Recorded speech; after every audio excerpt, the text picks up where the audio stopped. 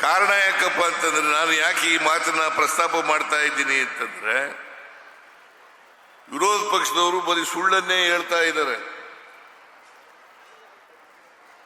ರಾಜಕಾರಣಕ್ಕೋಸ್ಕರ ಸುಳ್ಳು ಮಾತುಗಳನ್ನ ಹೇಳ್ತಾ ಇದ್ದಾರೆ.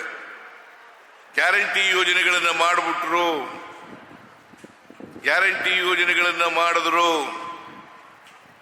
ಅದಕ್ಕೋಸ್ಕರ ಮೂಲಭೂತ ಸೌಕರ್ಯ ಕಾಮಗಾರಿಗಳಿಗೆ ದುಡ್ಡಿಲ್ಲ ಸರ್ಕಾರದಲ್ಲಿ ಅಂತಕ್ಕಂಥ ಮಾತುಗಳನ್ನ ಎಲ್ಲ ಕಡೆ ಹೇಳಲಿಕ್ಕೆ ಬಿಜೆಪಿಯವರು ಜೆಡಿಎಸ್ನವರು ಪ್ರಾರಂಭ ಮಾಡಿದ್ದಾರೆ.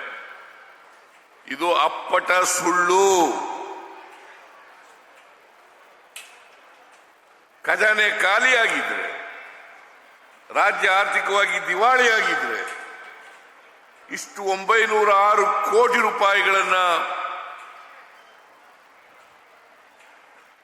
906 ಕೋಟಿ ರೂಪಾಯಿಗಳ ಅಭಿವೃದ್ಧಿ ಕೆಲಸಗಳನ್ನ ಜೇವರ್ಗಿ ಒಂದೇ ಒಂದು ಮತಕ್ಷೇತ್ರದಲ್ಲಿ ಮಾಡಲಿಕ್ಕೆ ಸಾಧ್ಯ ಆಗ್ತಿರ್ಲಿಲ್ಲ.